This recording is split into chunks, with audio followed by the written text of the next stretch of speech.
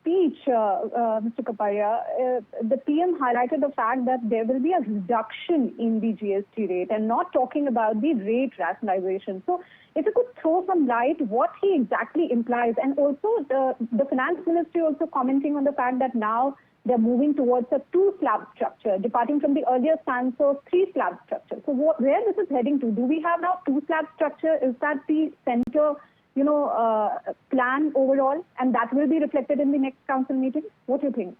That's a great point. So, perhaps the zero rate is not considered as a slab, right? It's zero rated. So zero rate will continue perhaps, or they might take the call of, bringing those in 5% as well. The moot point here is that, and as we all know, the 28% rate is now basically reduced to very, very few items. So if you think about something very transformative, what we see in 28% today can come into the 18% bracket. That becomes your outlier rate. And you have the, then the majority of goods and services, they have to either fit into the 5%, or as I said, the zero rated. So in a way, the two rate, if you look at it, a majority of items come in the 5% rate.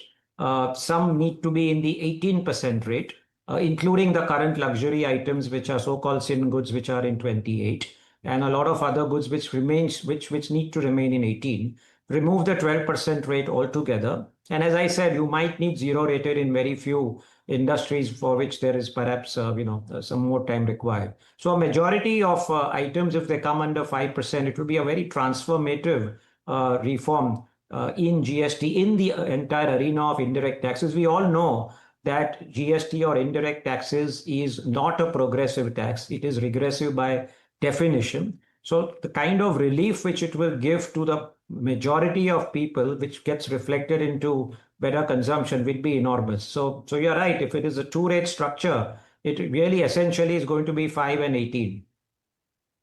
Also, one important point which we need to address here, that the compensation cess, which is going to be end by March 31st, 2026. Now, they have to subsume somewhere, because they are, of course, want all those items to somewhere merge with the existing rate. So isn't it something will go along with the rate rationalization exercise?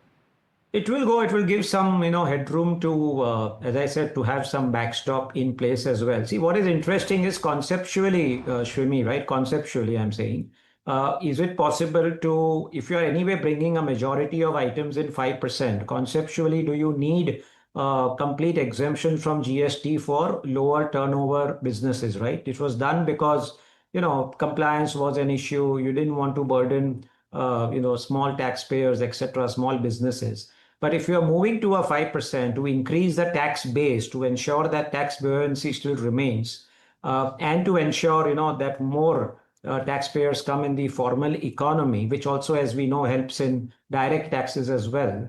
I don't know whether government may also consider removing those low threshold turnover limits and make GST applicable across the board. But as I said, with highly reduced tax structure of 5 and 18%.